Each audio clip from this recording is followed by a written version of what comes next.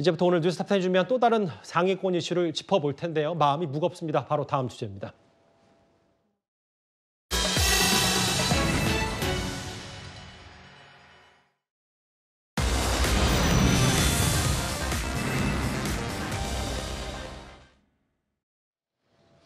안타깝고 충격적인 소식입니다. 마약 투약 혐의로 경찰 조사를 받던 배우 이선균 씨가 오늘 아침 서울 모처에서 숨진 채 발견이 됐습니다.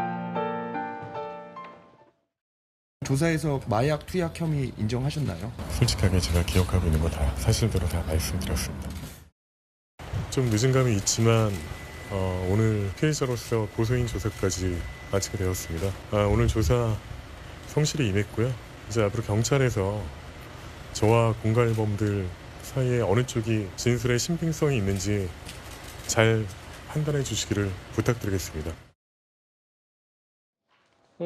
어제 밤부터 연락이 잘 안 됐다라고 하면서 오늘 아침 소속사 매니저가 경찰에 신고를 했고 오늘 30분 뒤에 서울 한 공원 인근에서 발견이 됐습니다. 그 매니저, 유서 이런 부분들이 좀 있었네요. 네, 오늘 오전 서울 모처에서 이선균 씨가 숨진 채 발견이 됐습니다. 이 사망하기 전날 밤 이 아내에게 유서 같은 메모를 남기고 집을 나간 뒤에 차량과 함께 사라져서 연락이 두절됐다고 하고요. 오늘 아침에 소속사 관계자가 집을 방문했다가 계속해서 연락이 되지 않으니까 경찰에 신고를 했고 경찰이 이 차량을 수배해서 찾아냈는데 이 차량 안에 숨진 채 이선균 배우가 있었던 겁니다. 향년 48세고요. 예. 드라마 파스타, 또 나의 아저씨로 인기를 얻었고 또 영화 기생충에 출연하면서 세계적으로 이름을 알린 배우였는데 지난 10월부터 마약류관리법 위반 혐의로 수사를 받던 도중에 극단적인 선택을 한 것으로 추정되는 상황입니다. 지금 빈소도 저렇게 마련이 됐고 저기 상주가 이제 배우자인 전혜진 씨로 돼 있네요.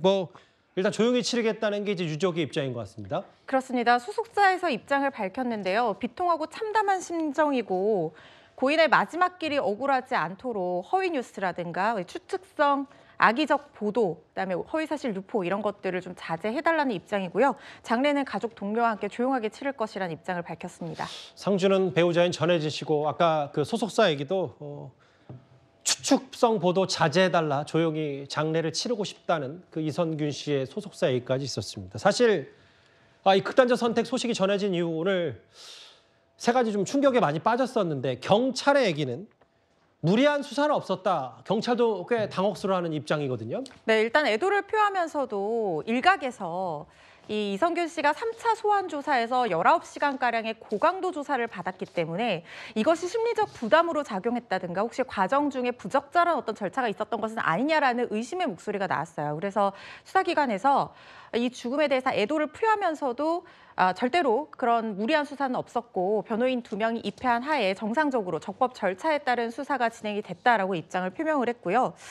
근데 이게 지금 문제점이 제가 생각했을 때 2가지 정도로 우리가 살펴볼 수 있을 것 같은데 일단 수사의 밀행성 원칙에 비추어 봤을 때 내사 단계에서 정보가 너무 급하게 공개된 측면이 있습니다. 예. 거기에 더해서 수사 과정 중에도 이 피의 사실과 직접적인 관련이 없는 어떤 사적인 부분들이 정보가 많이 흘러나왔어요. 그래서 이런 부분들은 사실 우리가 좀 반성을 해야 되는 부분이 아닌가 하는 생각이 들고요.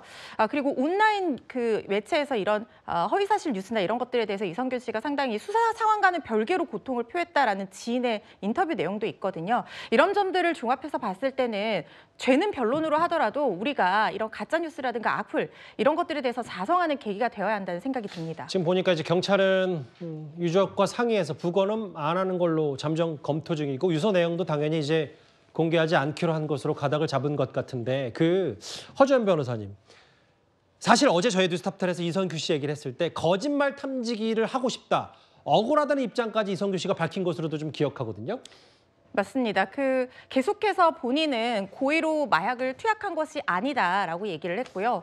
한 차례 투약한 것으로 보이기는 하지만 그것이 마약인 줄 모르고 투약했고 자신은 계속해서 이 여실장에게 속았다. 누구의 진술이 신빙성이 있는지 확인해달라는 입장을 보여왔었는데요. 그런 와중에 갑자기 이런 극단적인 선택을 한 것으로 지금 보이는 상황이기 때문에 수사기관에서도 당혹스러울 거라는 생각은 드는데요. 일단 피의자가 사망한 상태이기 때문에 이 사건은 공소권 없음으로 종결이 될 것이고 다만 이선균 씨가 공갈 피해자로서 고소한 부분에 대한 수사는 계속해서 이어질 거라는 생각이 듭니다. 그 외신도 왜냐하면 이선균 씨가 이제 칸의 황금종려상을 받았던 기생충 배우였기 때문에 외신도 좀 충격에 빠진 보도까지 전해져 왔습니다. 지금 여기 자막에 나가니까요. 잘 한번 눈여겨보셨으면 좋겠습니다.